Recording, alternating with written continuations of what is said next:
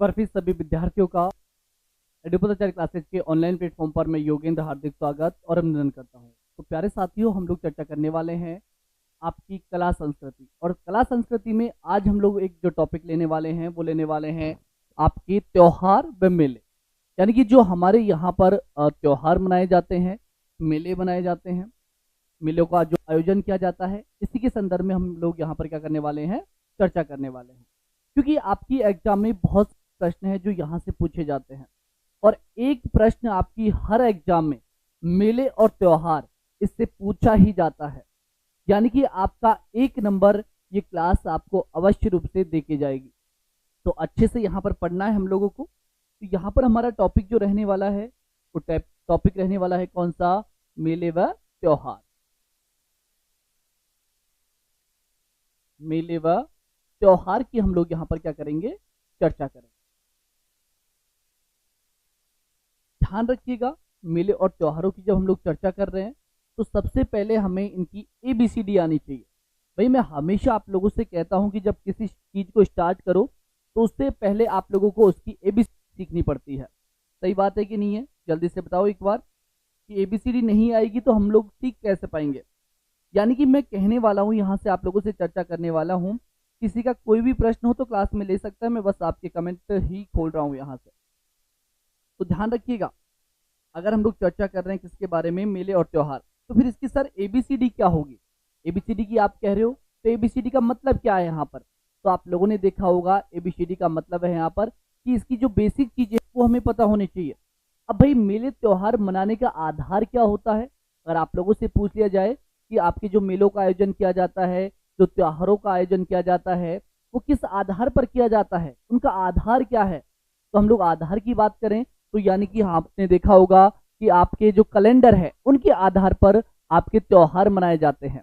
हमारे मान लो कि विश्व के अंतर्गत अंतर्राष्ट्रीय स्तर पर कोई त्योहार मनाया जा रहा है, किसी मेले का आयोजन किया जा रहा है या फिर किसी प्रकार का सम्मेलन का आयोजन किया जा रहा है, तो हम लोग किस आधार पर रखते हैं? तो कैलेंडर के आधार पर रखते हैं।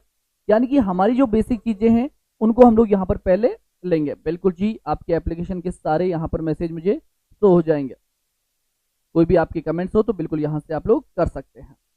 शाबाश, बिल्कुल। अब आगे की चर्चा करें हम लोग यहाँ। तो सबसे पहले मेलों को जानने से पहले, त्योहारों को जानने से पहले हम लोग कैलेंडर की बात करेंगे। किसकी बात करेंगे? कैलेंडर की। यानी कि मैं यहाँ पर लिख सकता हूं, यहाँ पर लिख सकते हैं हम लोग त्योहार व मेलों का आयोजन। इनकी बात करें हम लोग, त्योहार व मेलों का आयोजन जो किया जाता है, त्योहार व मेलों का आयोजन, आयोजन आयोजन कैलेंडर के आधार पर किया जाता है। आयोजन किसके आधार पर किया जाता है? तो ध्यान रखिएगा, कैलेंडर के आधार पर किया जाता है। कैलेंडर के आधार पर, कैलेंडर के आधार पर किया जाता है, आधार पर किया जाता है। अब आप लोगों को अच्छे से पता होगा कि हमारे जो कैलेंडर होते हैं वो कितने प्रकार के होते हैं। तो आप लोगों को अच्छे से याद होगा कि कैलेंडरों के जो टाइप होते हैं वो 4 टाइप होते हैं। आपके 4 प्रकार के कैलेंडर चलते हैं। कौन कौन से? एक बार सभी चीजें अच्छे से देखेंगे क्योंकि हम बिल्कुल एकदम जीरो से लेकर हाई लेवल तक चलने वाले हैं। यहां पर हम लोग बात करें किसके संदर्भ में? आपके कैलेंडर के संदर्भ में। तो आपके जो कैलेंडर होते हैं वो कितने टाइप के होते हैं? 4 टाइप के। यहां पर चारों टाइप हम लोग पढ़ेंगे। कौन कौन से टाइप के आपके कैलेंडर होते हैं, बता सकते हो कोई? हाँ तो बता दो एक बार। सबसे पहला कैलेंडर कौन सा आता है आपका? अंतरराष्ट्रीय कैलेंडर। कौन सा? अंतरराष्ट्रीय कैलेंडर, जिसको हम लोग क्या बोलते हैं? Gregorian calendar. Gregorian calendar. वैसे आप लोगों ने रीजनिंग में भी पढ़ा होगा ग्रेगोरियन कैलेंडर। इसके अलावा हम लोग चर्चा करें आपकी, दूसरा आप लोगों ने देखा होगा कौन सा? शक कैलेंडर। यानी कि शक संवत, इसकी बात कर रहे हैं हम लोग, शक संवत की बात कर रहे हैं, राइट। शक संवत भी देखा है ना। इसके बाद आप लोगों ने देखा होगा विक्रम संवत। कौन सा देखा होगा? विक्रम संवत, विक्रम संवत। और एक आप लोगों ने देखा होगा हिजरी संवत। एक कौन सा देखा होगा? हिजरी संवत, हिजरी संवत। यानी कि आपके कैलेंडरों के जो प्रकार होते हैं वो कितने प्रकार होते हैं? 4 प्रकार होते हैं। इनको कर दीजिएगा किसके में अंदर, बॉक्स के अंदर इनको बंद कर दीजिएगा, ठीक है। शाबाश, चलो।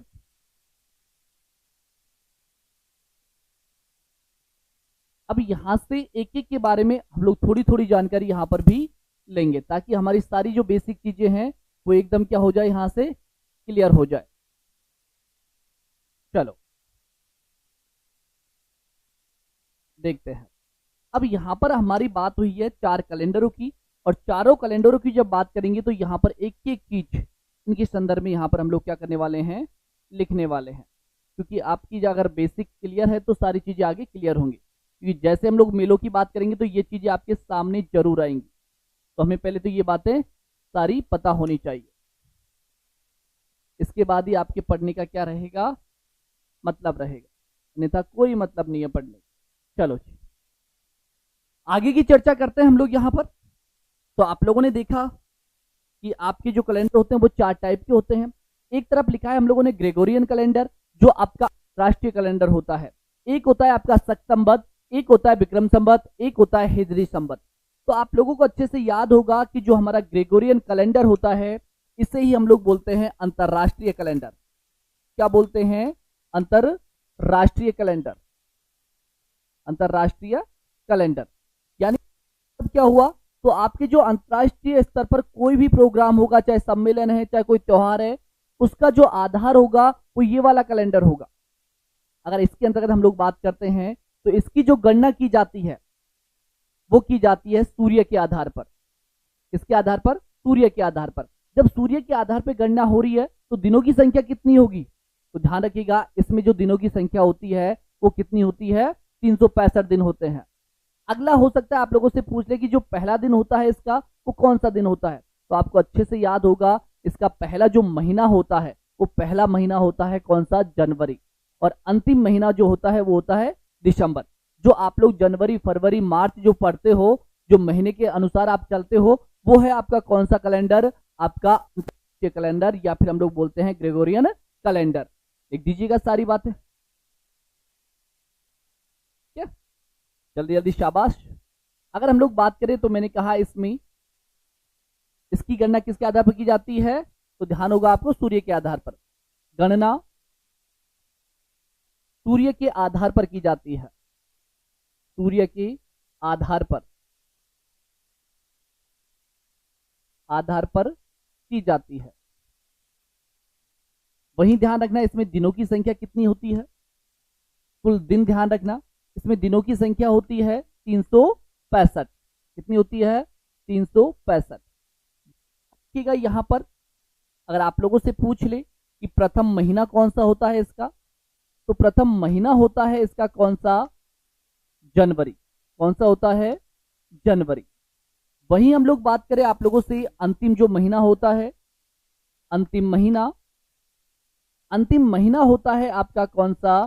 तो ध्यान रखिएगा, दिसंबर। कौन सा होता है? दिसंबर। बात आ गई क्या समझ में? ठीक है। हम लोग यहां से भी चर्चा करें तो आप लोगों को पता होगा जो ईसा मसीह का जन्म हुआ था वहां से प्रारंभ होता है हमारा अंतरराष्ट्रीय स्तर का कैलेंडर। तो लिख दीजिएगा यहां पर, ईसा मसीह के जन्म से प्रारंभ। तभी हम लोग इस भी लिखते हैं ना, तो इसी वजह से लिखते हैं ईसा मसीह के जन्म से प्रारंभ, के जन्म से प्रारंभ, जन्म से प्रारंभ। यहां तक की कोई बातों में दिक्कत है क्या? जल्दी से बता दीजिएगा, कोई दिक्कत हो तो। समझ में आ गया पूरा कैलेंडर? तो यहां से आपको ध्यान रखना है, ग्रेगोरियन कैलेंडर के आधार पर हमारे अंतरराष्ट्रीय स्तर के जो भी सम्मेलन, आपके त्योहार ये मनाए जाते तो इनका आधार ये होता है। इसकी बात करें हम लोग संबत, तो संबत आपके कैलेंडर के अंतर्गत बात करते हैं, तो आपको अच्छे से याद होगा। कोई कमेंट हो तो कर देना भैया ना, मैंने खोल रखा है। अगर हम लोग बात करें संबत की, तो यहाँ पर संबत की अगर देखें तो आप लोगों को पता होगा हमारा राष्ट्रीय कैलेंडर इसी को कहते हैं, राष्ट्रीय कैलेंडर। राष्ट्रीय कैलेंडर, कैलेंडर का जो दर्जा दिया गया ये कब दिया गया, तो आपको ये भी ध्यान रखना पड़ेगा कब दिया गया था, जल्दी से बता दीजिएगा। राष्ट्रीय कैलेंडर का दर्जा तो हमें याद रखना पड़ेगा 1957 में। कब? 1957 में। अगर हम लोग डेट भी लिखें तो 22 जुलाई 1957, 22 जुलाई 1957 को 57 को इसे राष्ट्रीय कैलेंडर का, राष्ट्रीय कैलेंडर का दर्जा प्रदान किया गया। कैलेंडर का दर्जा प्रदान किया गया, प्रदान किया गया। वहीं ध्यान रख लेना ये जो कैलेंडर है आपके कनिष्क के समय का कैलेंडर है, लिख दीजिएगा कनिष्क की समय का कैलेंडर, कनिष्क इस समय का कैलेंडर, समय का कैलेंडर। अगर हम लोगों से पूछ ले कि सर ये कब प्रारंभ हुआ था ईसा मसीह के जन्म से, तो ये ईसा मसीह का जब जन्म हो गया इसके 78 वर्ष बाद, यानी कि 78 वर्ष बाद, इसलिए हम लोग लिखते हैं 78 ईस्वी से ये क्या होता है, प्रारंभ होता है। लिख दीजिएगा या फिर लिख दीजिएगा अंतरराष्ट्रीय कैलेंडर के 78 वर्ष बाद। अंतरराष्ट्रीय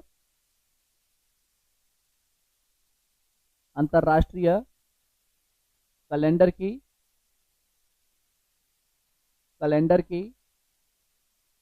78 वर्ष बाद, 78 वर्ष बाद प्रारंभ हुआ। क्या हुआ? प्रारंभ हुआ। बात क्लियर? इसके बाद बात करते हैं आपकी विक्रम संवत की। किसकी बात करें? विक्रम संवत की बात करें तो विक्रम संवत के आधार पर ही आपके त्योहार, जो भारत के अंतर्गत जो त्योहार मनाए जाते हैं उनका आधार हमारा क्या है, विक्रम संवत है। यानी कि हिंदुओं के जो त्योहार मनाए जाते हैं उनका आधार है आपका विक्रम संवत। लिख दीजिएगा हिंदुओं के त्योहारों का, हिंदुओं के त्योहारों का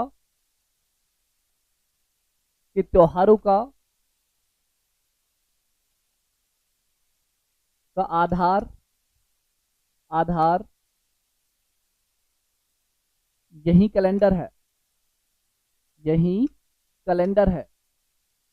वही ध्यान रखना इसकी जो गणना की जाती है वो चंद्रमा के अनुसार की जाती है, यानी कि इसकी गणना का जो आधार है वो चंद्रमा है। बिल्कुल जी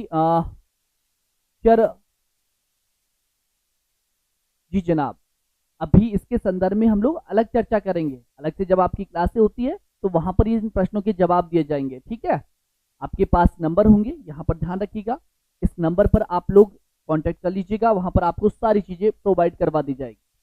ठीक है,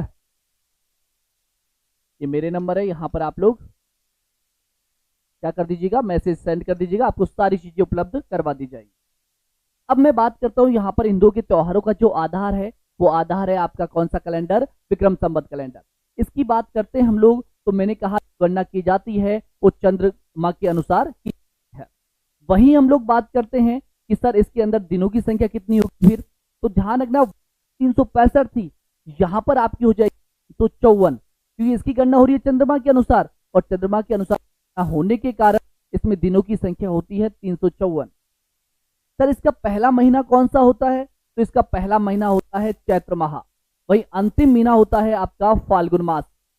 क्या रखेंगे, याद रखेंगे, लिख दीजिएगा इसकी गणना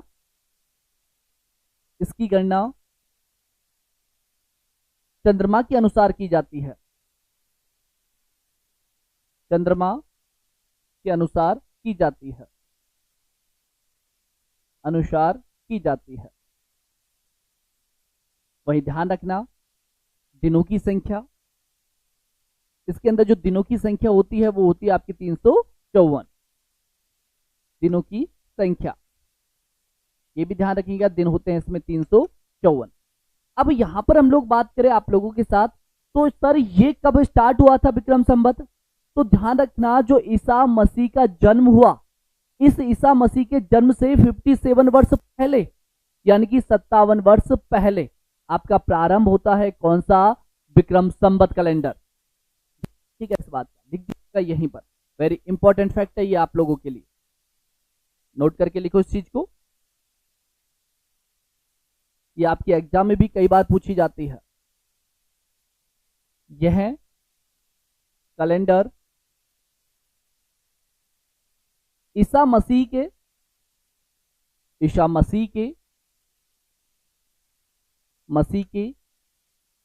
57 वर्ष पहले, 57 वर्ष, तभी इसके आगे लिखते हैं ईसा पूर्व, क्या लिखते हैं, ईसा पूर्व, ईसा पूर्व प्रारंभ हुआ, क्या हुआ, प्रारंभ हुआ। अगर इसका प्रथम दिन आप लोगों से पूछा जाए, प्रथम दिन और अंतिम, सॉरी प्रथम मास और अंतिम मास, प्रथम माह पूछ लिया जाए या फिर आप लोगों से पूछ लिया जाए अंतिम माह, कुछ भी पूछे यहां से, दोनों ही बातें अच्छे से हम लोगों को क्या रखनी है, याद रखनी है।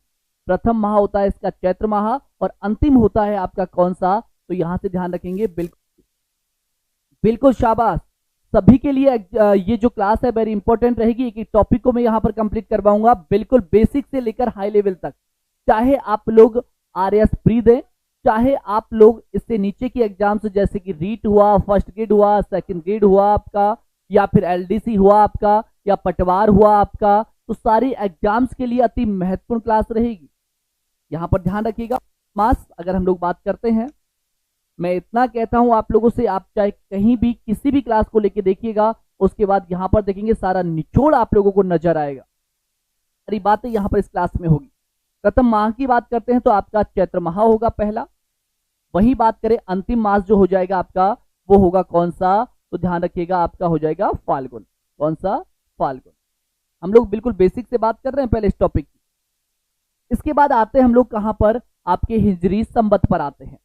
तो आप लोगों ने देखा होगा जो मुस्लिम समुदाय है, मुस्लिम समुदाय के जो सारे त्योहार मनाए जाते हैं वो किस संवत के आधार पर मनाए जाते हैं, हिजरी संवत के आधार पर मनाए जाते हैं।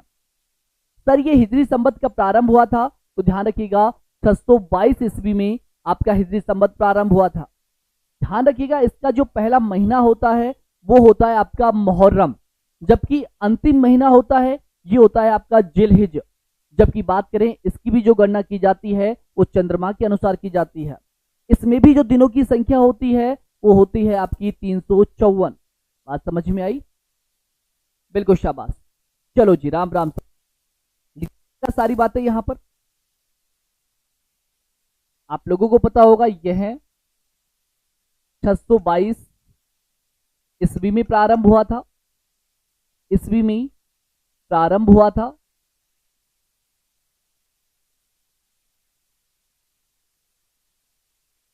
ईस्वी में प्रारंभ हुआ था,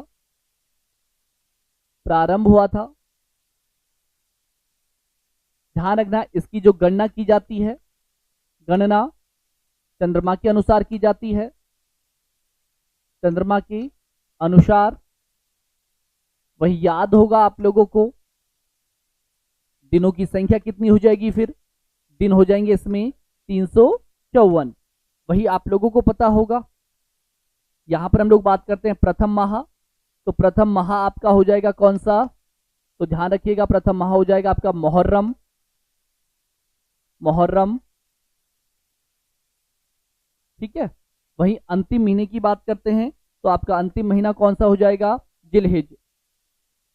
अंतिम माह आपका हो जाएगा कौन सा, जिलहिज, जिलहिज। तो ये आपके बेसिक जो कैलेंडरों की बात थी इनको मैंने यहां पर आप लोगों को समझा दिया है, ठीक है। ये आपके क्या हो गए, कैलेंडर हो गए। यहां से ये चीजें क्यों बताई, क्योंकि हम लोग बात करने वाले हैं त्योहारों की, और त्योहार आपके कैलेंडर के अनुसार ही आते हैं। और यहां पर आप लोगों ने देखा, मैंने इसको अलग से लिखा है कि हिंदुओं के जो त्योहार हैं उनका आधार है विक्रम संवत, वही मुस्लिमों के जो त्योहार है उनका आधार है आपका हिजरी संवत। क्लियर हुई बात? आगे बढ़ते हैं। जैसे कि हम लोगों ने बात की थी यहां पर दिनों की संख्या की, तो आप लोगों को पता होगा जैसे हम लोग रीजनिंग पढ़ते हैं तो वहां पर पढ़ते हैं लीप वर्ष। क्या पढ़ते हैं? लीप वर्ष। और यहां पर होता है उसी प्रकार से टेरुड़ी वर्ष। कौन सा होता है? टेरुड़ी वर्ष, जिसको आप लोग अधिमास के नाम से भी जानते हैं। इस नाम से भी अधिमास। हो सकता है एग्जाम में पूछ लिया जाए कि टेरुड़ी वर्ष क्या होता है, यानी कि जिस वर्ष 13 माह होते हैं, जिस वर्ष के अंतर्गत कुल कितने माह होते हैं? 13 माह होते हैं, उसी वर्ष को कहा जाता है टेरुड़ी वर्ष। और ये आता है कितने वर्ष में? 3 वर्ष में एक बार। ध्यान रखिएगा इन चीजों को, ये फैक्ट आप लोगों से सीधे सीधे एग्जाम में पूछे हैं। लिख दीजिएगा टेरुड़ी, टेरुड़ी वर्ष, या फिर इसको कह देते हैं हम लोग कौन सा? अधिमास। क्या भी बोलते हैं इसको? अधिमास भी बोलते हैं। लिखिएगा यहां पर जिस वर्ष महीनों की संख्या, जिस वर्ष महीनों की संख्या 13 हो, उस वर्ष को क्या बोलते हैं हम लोग? उस वर्ष को टेरुड़ी वर्ष, टेरुड़ी वर्ष कहा जाता है, वर्ष कहा जाता है। यह 3 वर्ष में एक बार आता है, यह 3 वर्ष में एक बार आता है, एक बार आता है, आता है। अब क्यों आता है आप लोगों को पता होगा। जब अंतर्राष्ट्रीय कैलेंडर को जो हम लोग देखते हैं, तो अंतर्राष्ट्रीय कैलेंडर को देखते हैं तो हमें पता लगता है कि 365 दिन होते हैं, जबकि हम लोग देखते हैं कौन सा? आपका हिंदी पंचांग यानी कि विक्रम संवत की बात करते हैं, तो यहां दिनों की संख्या होती है 354। कितनी होती है? 354 होती है। तो 354 कितना ज्यादा है? सॉरी 365 कितना? तो 11 ज्यादा है। तो 11 11 11 हम लोग लगाएंगे 3 वर्ष में, तो कितने हो जाएंगे? 33, यानी कि 1 महीना ऊपर हो गया ना, 1 महीना ऊपर हो गया। इसके बाद भी 3 दिन शेष बचते हैं। जो 3 दिन शेष बचते हैं उनको आप लोगों ने देखा होगा, किसी में 11 से बढ़ा देंगे, 1 11 ज्यादा कर देंगे, किसी में अमावस्या है इसको बढ़ा देंगे, इस प्रकार से कर दिया जाता है। तो यहां पर हम लोगों को केवल इतना ध्यान रखना है आपकी एग्जाम की दृष्टि से कि टेरुड़ी वर्ष आता है 3 वर्ष में एक बार। और टेरुड़ी वर्ष जो कहा जाता है वो कहा जाता है जिस महीने के अंतर्गत, जिस वर्ष के अंतर्गत महीनों की जो संख्या है वो कितनी हो? आपकी 13 हो। क्लियर यहां तक की बात? हाँ, वहां पर आपके रीजनिंग में जब आप पढ़ते हो तो लीप वर्ष पढ़ते हो, जिसके अंतर्गत आपकी जो फरवरी 29 माह की होती है। बात समझ में आई? चलो आगे बढ़ते हैं हम लोग। अगली यहां पर हम बात करते हैं, तो यहां से आप लोगों को समझना है पहले आपके हिंदी महीने। चलो मुझे बताओ हिंदी महीने किस किस को पता है? पूरे 12 के 12 हिंदी जो महीने पता है वो जल्दी से बता दो। मैं क्यों यहां पर इन चीजों को बताने की कोशिश कर रहा हूं, जैसे कि आप लोगों से मान लो पूछ लिया जाए होली का त्योहार किस महीने में आता है, तो आप हिंदी महीने बता दोगे तुरंत ही कि सर फाल्गुन मास में आता है होली का त्योहार। लेकिन एग्जामिनर हो सकता है वो फाल्गुन दे ही ना, और वो हमारे जो अंतर्राष्ट्रीय कैलेंडर है उसके आधार पर पूछ ले कि जनवरी में आता है, फरवरी में आता है, मार्च में आता है। तो इस प्रकार से हमें दोनों चीजें पूछ सकता है। तो हमें यहाँ पर ध्यान रखना है कि अगर हिंदी महीना चल रहा है तो यहाँ पर कौन सा माह आपका अंतर्राष्ट्रीय वाला चल रहा होगा। जैसे कि ये महीना जो हमारा चल रहा है, आप लोगों को सभी को पता है कि महीना कौन सा चल रहा है, तो सर अप्रैल चल रहा है। लेकिन मैं कहूँ ये आपका जो कौन सा आपका जो विक्रम संवत है, इसके अंदर जो महीने हैं उसके अनुसार कौन सा महीना होगा, फिर क्या करोगे आप आंसर। तो हमें सारी बातें यहां से पता होनी चाहिए। इधर थोड़ी भाई कोई कमेंट, शाबाश। चलो अगर मैं बात करूं तो पहला महीना होता है आपका चैत्र माह। कौन सा होता है? चैत्र। चैत्र के बाद आप लोगों ने देखा होगा वैशाख आता है। क्या आता है? वैशाख। वैशाख के बाद आता है ज्येष्ठ। कौन सा आता है? ज्येष्ठ। इसके बाद आता है आषाढ़। इसके बाद आता है श्रावण। इसके बाद आता है भाद्रपद, इसके बाद आता है आश्विन। जल्दी से बताओ ये कौन सा महीना चल रहा है। आश्विन के बाद आएगा चैत्र, बैसाख, ज्येष्ठ, आषाढ़, श्रावण, भाद्रपद, आश्विन, कार्तिक, कार्तिक। फिर आएगा मार्गशीर्ष, फिर आएगा आपका पोष, फिर आएगा आपका कौन सा माघ, और कौन सा आ जाएगा आपका फाल्गुन। हो गए क्या 12? जल्दी से बता दो, हो गए हो तो ठीक है। 5 इधर है, 5 इधर है, 2 इधर आ गए, 12 हो गए। सर मेरा तो याद है, जल्दी से बता दो कौन सा महीना चल रहा है फिर ये वाला, जल्दी से बताओ हिंदी महीनों के अंतर्गत। तो आपको ध्यान में रखना है, अगर हम लोग बात करते हैं फाल्गुन, तो फाल्गुन के अंतर्गत ध्यान रखना कौन सा महीना आता है आपका, मार्च आता है। कौन सा आता है, मार्च। वर्तमान में जो चल रहा है आपका वो चल रहा है चैत्र, चैत्र आता है आपके अप्रैल में, ठीक है। इसके बाद हम लोग यहां से लिख सकते हैं वैशाख आ जाएगा आपके मई में, वही आपका ज्येष्ठ आ जाएगा जून में, आषाढ़ आ जाएगा जुलाई में, जुलाई के अंतर्गत, श्रावण आ जाएगा अगस्त के अंतर्गत, भाद्रपद आ जाएगा आप लोगों का सितंबर के अंतर्गत, आश्विन आ जाएगा अक्टूबर के अंतर्गत, कार्तिक आ जाएगा नवंबर के अंतर्गत, मार्गशीर्ष आ जाएगा आपके दिसंबर के अंतर्गत, पोष आ जाएगा आपके जनवरी के अंतर्गत, माघ आ जाएगा आपके फरवरी के अंतर्गत, और यहां पर आपका आ गया मार्च। बात क्लियर हुई, शाबाश। अब यहां पर सारी चीजें आप लोगों को बता दी है, आपका चैत्र कब है, वैशाख कब है, ज्येष्ठ कब है, ये हमारी बेसिक चीजें कंप्लीट हुई। इसके बाद आप लोगों ने देखा होगा कि जो हमारे हिंदी महीने होते हैं इनका बंटवारा हम लोगों ने 2 पक्षों में कर रखा है।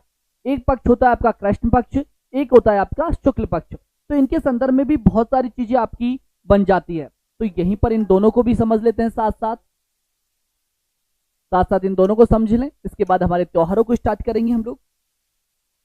एक होता है आपका कृष्ण पक्ष, कौन सा होता है, कृष्ण पक्ष। एक होता है आपका कौन सा, शुक्ल पक्ष, शुक्ल पक्ष। बात समझ में आ रही है ना, शुक्ल पक्ष। अब यहां पर थोड़े से आगे और चलते हैं हम लोग, तो यहां पर इसी को हम लोग किस नाम से भी जानते हैं, ध्यान ना, कई बार कृष्ण पक्ष देगा ही नहीं, वो कृष्ण पक्ष की जगह बोल देगा आपका कि भाद्रपद सुदी, भाद्रपद बुद्धि। तो आप लोगों को ध्यान रखना है, अगर हम लोग कृष्ण पक्ष की बात करते हैं तो इसको हम लोग अन्य नाम से भी जानते हैं, कौन सा, बुद्धि पक्ष, बुद्धि, या फिर इसको बदी बोल देते हैं। क्या बोल देते हैं, बदी पक्ष, ठीक है। इसी प्रकार हम लोग शुक्ल पक्ष की बात करें तो इसे बोला जाता है सुदी पक्ष। क्या बोला जाता है, सुदी पक्ष, ठीक है। तो लिख दीजिएगा अन्य नाम, अन्य, और यहां पर लिख दीजिएगा सुदी पक्ष, सुदी पक्ष। अब यहां पर बात करें जो आपके महीनों का प्रारंभ होता है, जो प्रारंभ होता है, जैसे कि हमारा चैत्र महीना है, तो चैत्र महीना जो प्रारंभ होगा ना वो किस से प्रारंभ होगा, कौन से पक्ष से, कृष्ण पक्ष से। तो यहां पर हम लोग लिख सकते हैं माह का प्रारंभ, माह का प्रारंभ या महीने का प्रारंभ कृष्ण पक्ष से होता है, कृष्ण पक्ष से होता है। मैं बिल्कुल जीरो से लेकर चल रहा हूं, जो बिल्कुल पहली बार क्लास ले रहे हैं उनके भी समझ में आएंगी चीज, पक्ष से होता है। वही हम लोग बात करें तो यहां पर ध्यान रखना महीने का जो अंत होता है, महीने का अंत, अंत वो ध्यान रखना किससे होता है, कृष्ण पक्ष से होता है, कृष्ण पक्ष से होता है। बात क्लियर है यहां से।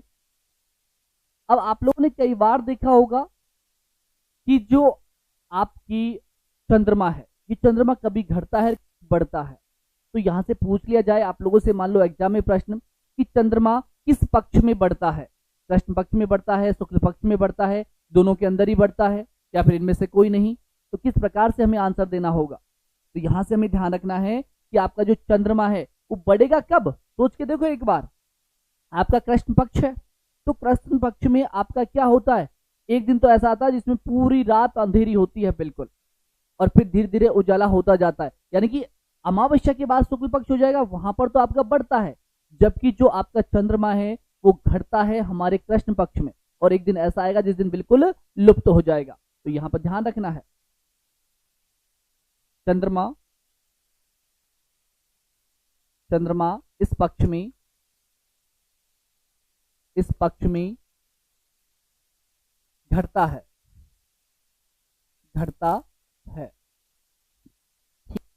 यानी कि हम लोग लिख सकते हैं इस पक्ष की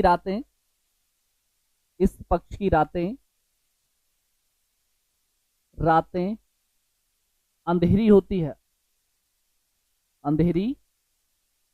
है। ठीक है, यहां पर हम लोग इस प्रीत लिख सकते हैं, चंद्रमा बढ़ता है, चंद्रमा क्या होता है इसमें, बढ़ता है। आपने देखा होगा अमावस्या के बाद धीरे थोड़ा सा बढ़ेगा, फिर अमावस्या के और आगे जाएंगे हम लोग, यानी कि शुक्ल पक्ष में जैसे जैसे जाएंगे हम लोग आपका चंद्रमा बढ़ता हुआ दिखाई देगा, और पूर्णिमा के दिन पूरा चंद्रमा आप लोगों को दिखाई दे जाएगा। चंद्रमा बढ़ता है, यहां पर लिख दीजिएगा इस पक्ष की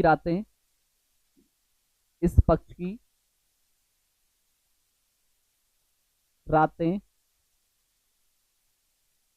चंद्रमा की चांदनी से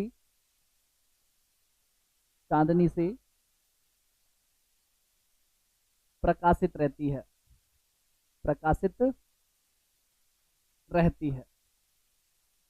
ठीक है, तो हमें बस इतना सा ध्यान रखना है इन दोनों पक्षों के बारे में, कि इस पक्ष से तो क्या होता है आपका, तो ध्यान रखना है इस पक्ष से तो महीने का प्रारंभ होता है, और इससे क्या हो जाता है, अंत हो जाता है। बात समझ में आई? इसके आगे चलते हैं, अब बात करते हैं हमारे त्योहारों की, यानी कि हमने जो बेसिक बातें थी आपकी वो बिल्कुल यहां से क्या कर ली है, कंप्लीट कर ली है। शाबाश। चलो आगे चले हम लोग। तो आप लोगों ने देखा होगा कि हमारे त्योहारों का जो हम लोग प्रारंभ करते हैं, इसकी बात करें हम लोग, त्योहारों की प्रारंभ की बात कर रहे हैं, तो त्योहारों का जो प्रारंभ किया जाएगा वो किस त्योहार से किया जाएगा? तो आप लोगों ने एक कहावत सुनी होगी, तीज त्योहारा बाबड़ी और ले डूबी गणगौर। अच्छे से सुनी है ना सबने? नहीं सुनी जिन्होंने वो अब सुन ली होगी, और जिन्होंने सुन रखी है वो अच्छी बात है। यानी कि यहां से हमें पता होना चाहिए कि तीज से तो त्योहारों का प्रारंभ होता है, और आपकी गणगौर से त्योहारों का क्या हो जाता है, अंत हो जाता है। बात क्लियर? जल्दी से नोट करके लिख दो इसको, ताकि हमारी सारी चीजें हमारे मेमोरी के अंदर सेव रहें। तीज त्योहारा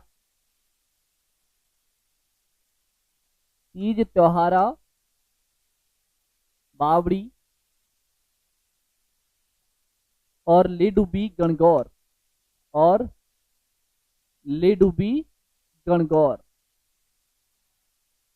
भैया गणगौर के चक्कर में मत आ जाना, है ना, ध्यान रखना, नहीं तो डुबो ही देगी, ये भी बात ध्यान रख लेना। शाबाश। चलो जी, हम लोग बात करते हैं आपकी, यानी कि यहां पर हमारा जो मेन उद्देश्य था इसको लिखने का वो क्या था, त्योहारों का प्रारंभ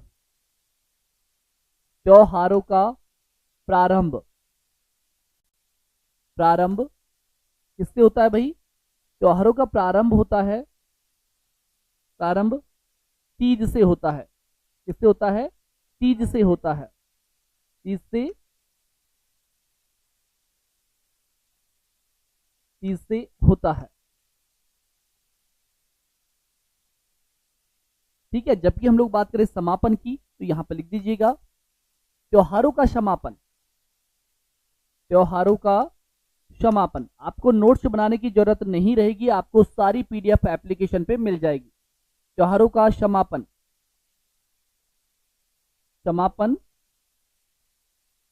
ध्यान रखिएगा, समापन जो आपका होता है वो होता है किसके साथ? तो ध्यान रखना, गणगौर के साथ।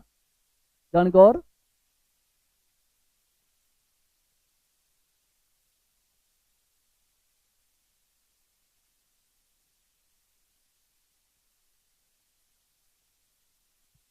शाबाश। तो यहां से ध्यान रखना, तीज त्योहारा बाबड़ी और ले डूबी गणगौर, यानी कि तीज से हमारे त्योहार प्रारंभ होते हैं और आपकी गणगौर पर जाकर क्या हो जाते हैं, समाप्त।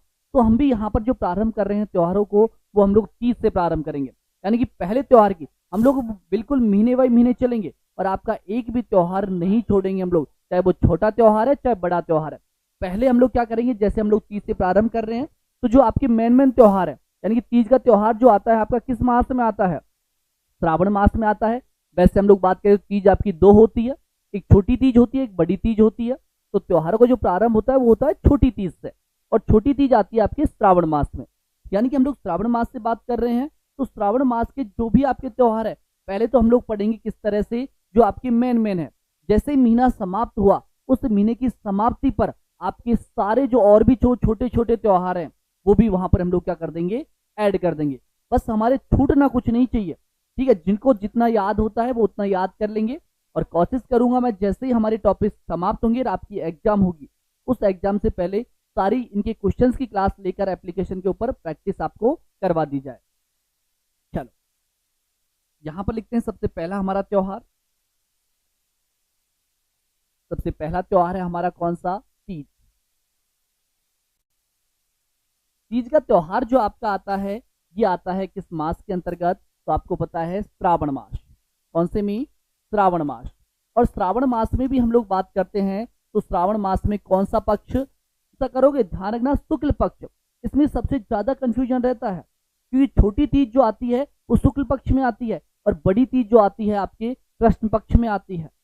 तो यहां से बच्चा कंफ्यूज रहता है कि इसमें कौन सा है। जब दोनों ही एग्जाम में आते हैं तो दोनों ही एक साथ दिए जाते हैं, भाद्रपद वाला भी दिया जाएगा और शुक्ल भी। अगर वो तीज पूछ रहा है तो दोनों ऑप्शन से मिलेंगे। अब इसको कैसे याद रखना है, देखो श्रावण से श्रय से स्टार्ट होता है, तो यहाँ पर पक्ष भी कौन सा रहेगा, श्रय वाला ही, यानी कि शुक्ल पक्ष। श्रावण मास की शुक्ल पक्ष की, शुक्ल पक्ष की तृतीया को, तृतीया को, ठीक है, तृतीया को। क्लियर बात, तृतीया को मनाया जाता है, क्या लिख सकते हैं, पूरा ही को मनाया जाता है, मनाया जाता है, ठीक है। अगर हम लोग यहाँ पर तीज की बात करते हैं, तो आप लोगों को पता होगा यहाँ से जो प्रश्न बनता है वो 100% प्रश्न बनता है। यहाँ से ध्यान रखना, अधिकतर एग्जाम में भी इसको पूछता है। छोटी तीज और बड़ी तीज सबसे ज्यादा पूछा जाने वाला प्रश्न है एग्जामों में, और आपकी जो छोटी एग्जाम है उसमें यही प्रश्न आता है बार बार। बिल्कुल जी, राम राम साहब। अब यहाँ पर हमें ध्यान रखना है कि जो आपकी छोटी तीज है, हम लोग जो बात कर रहे हैं किसकी बात कर रहे हैं, छोटी तीज की बात कर रहे हैं। ये कौन सी तीज है, छोटी तीज। और जो छोटी तीज है ये कहाँ की प्रसिद्ध है, तो ध्यान रखिएगा, छोटी तीज प्रसिद्ध, तो प्रसिद्ध कहाँ की है, ये भी हमें यहाँ से क्या रखना पड़ेगा, याद रखना पड़ेगा। कहाँ की प्रसिद्ध है, तो ध्यान रखिएगा आपकी जयपुर की प्रसिद्ध है। कहाँ की प्रसिद्ध है, जयपुर की। क्लियर बात। सर इस दिन क्या होता है, तो आप लोगों ने देखा होगा कि जो महिलाएं हैं क्या करती है, महिलाएं लहरिया तो पहन लेंगी, और लहरिया पहनकर झूला झूलती है। जो झूले वगैरह होते हैं उनका आयोजन किया जाता है, नृत्य करती है, डांस करती है, नाचती है, ठीक।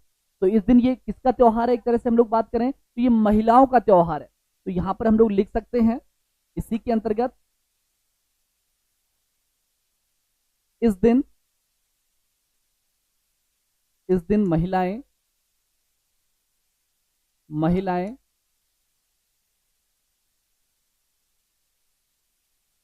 लहरिया, महिलाएं लहरिया व लहरिया व झूले का या झूलों का कार्यक्रम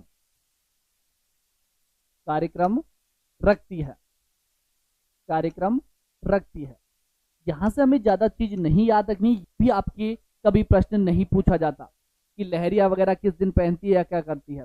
आप लोगों से अधिकतर जो प्रश्न बनता है वो यही पूछा जाता है कि आपकी छोटी तीज कहाँ की प्रसिद्ध है, और या फिर आप लोगों से प्रश्न पूछ लेता है कि छोटी तीज का त्योहार किस दिन मनाया जाता है। दो क्वेश्चन यहाँ से आपके निकलते हैं जो हमें क्या होने चाहिए, याद होने चाहिए। इन सब की मैंने आपको कहा, मैंने आपको नंबर प्रोवाइड करवाया, वहां पर आप लोगों से बात की जाएगी, वहां पर आप मैसेज छोड़ दीजिएगा या फिर आपकी जो क्वेश्चंस वाली क्लास है उसके अंदर हम लोग चर्चा कर लेंगे। यहाँ पर आप लोग मैसेज छोड़ सकते हैं, यहाँ पर मैसेज पर आप लोगों को जवाब दे दिया जाएगा। चलो जी, अगर मैं बात करूं यहाँ से आपकी अगली बात करते हैं हम लोग। ये आपका कौन सा त्योहार हो गया? आपकी छोटी तीज यहां से हुई कंप्लीट। इसके बाद हम लोग बात करते हैं आपके दूसरे त्योहार की, और दूसरा त्योहार आपका जो आता है वो कौन सा लेते हैं हम लोग? तीज के बाद, यानी कि आपकी कब है ये? आपकी श्रावण मास, और श्रावण मास की शुक्ल पक्ष की तृतीया तक की हम लोग बात कर चुके हैं। इसके इर्द गिर्द ही एक त्योहार और आता है, आप लोगों ने देखा होगा कौन सा त्योहार आता है। अगर मैं आप लोगों को थोड़ा सा हिंट दूं तो ध्यान रखना, गणगौर से एक दिन पहले और आपकी तीज से एक दिन पहले कौन सा त्योहार मनाया जाता है? और वो त्योहार है आपकी महिलाओं का। इनका त्योहार है, महिलाओं का त्योहार है। कोई है जो आंसर यहां पर कर सकता है? आप लोगों ने देखा होगा महिलाओं को क्या दिया जाता है? महिलाओं के जो आभूषण है, श्रृंगार है, इसके सामान दिए जाते हैं। कौन सा त्योहार है? कोई करेगा आंसर आप लोगों में से? शाबाश। तो ध्यान रखिएगा, किसी ने किया आंसर? नहीं किया। अगर हम लोग बात करते हैं आपके त्योहार जो आपके मनाया जाता है, अगर मैं बात करता हूं श्रावण मास, कब? श्रावण मास। और श्रावण मास के अंतर्गत 2 बार आता है वर्ष में, श्रावण मास की द्वितीया को, और आपके ध्यान रखना चैत्र मास की द्वितीया को। चैत्र मास की द्वितीया को। अरे भैया याद कर लो, नहीं हो तो याद, ठीक है। अगर हम लोग बात करें तो आपका हो जाता है कौन सा त्योहार? तो यहां से ध्यान रखना, सिंजारा। कौन सा? सिंजारा। और सिंजारा जो आता है वो 2 बार यहां पर आता है महीने के अंतर्गत। कितनी बार आता है? 2 बार। बात समझ में आई? सिंजारे की जब हम लोग बात करते हैं तो आपके महीने में 2 बार आता है। कब आता है? श्रावण मास की द्वितीया को शुक्ल पक्ष में ही, और आपके चैत्र मास की शुक्ल पक्ष की द्वितीया को। क्लियर? हम लोग कैसे याद रखेंगे इसको? तो अभी अभी हम लोगों ने तीज पढ़ी है, तो तीज से एक दिन पहले, छोटी तीज से एक दिन पहले, और आपकी गणगौर का जो त्योहार है तो गणगौर के त्योहार से एक दिन पहले, यानी कि गणगौर आपकी आती है चैत्र मास की शुक्ल पक्ष की तृतीया को, ठीक है, कृष्ण पक्ष की तृतीया को। तो यहाँ पर हमें ध्यान रखना है कि इससे जस्ट पहले आपका आता है चैत्र मास, और चैत्र मास के अंदर आपका आ जाता है कौन सी भैया? तो आपका सिंजारा। सिंजारा क्या होता है पहले तो इसको लिखिए हम लोग। सिंजारा होता क्या है? नव विवाहित जो महिलाएं होती है, नव विवाहित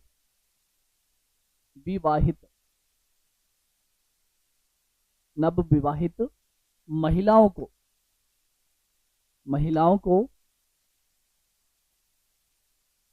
को ससुराल पक्ष से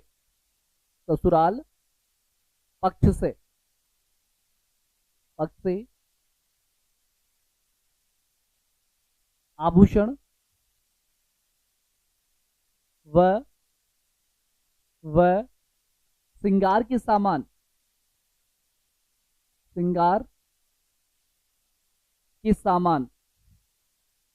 सामान दिए जाते हैं। और इसे ही क्या बोला जाता है? तो ध्यान रखिएगा, इसे बोला जाता है सिंजारा। क्या बोला जाता है? सिंजारा। राम राम साहब, यहीं पर साथ में लिख देंगे आप लोग, सिंजारा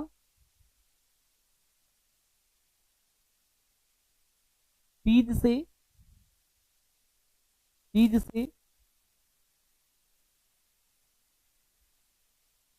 गणगौर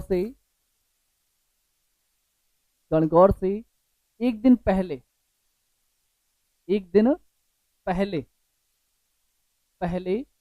दिया जाता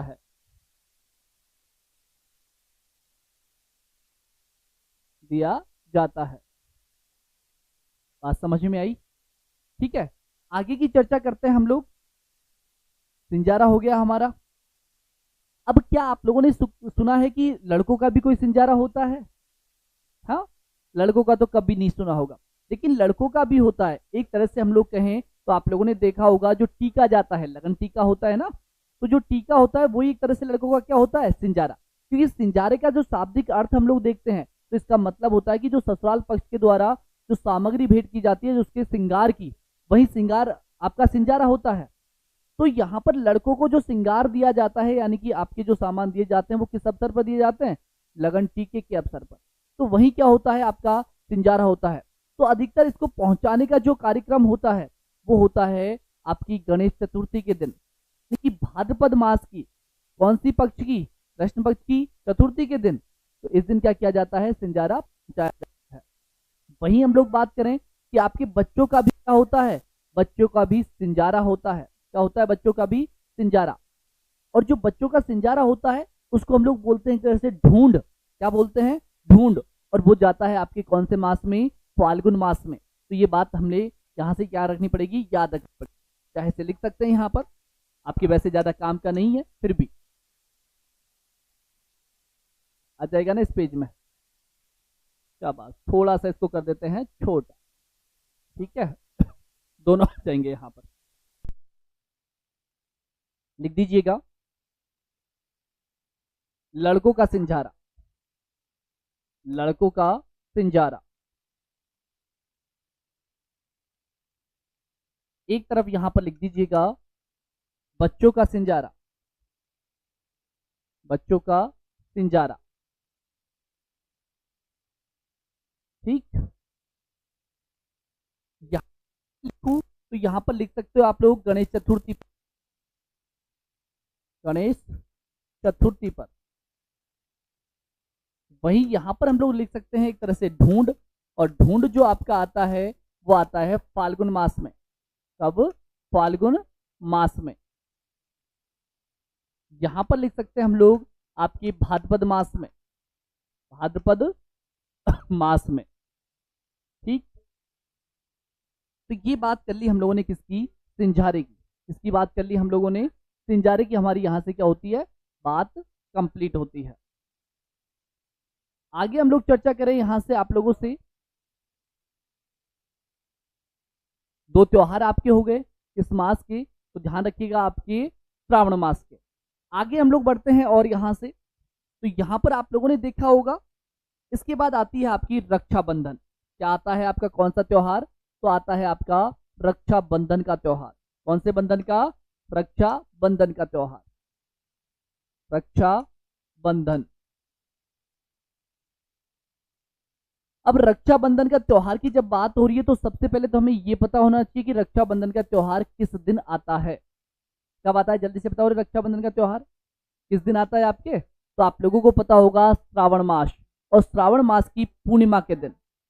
आप, अच्छा कैमरा बंद हो गया, चलो जी चलो, शाबाश। तो आगे की कहानी हम लोग आगे करेंगे।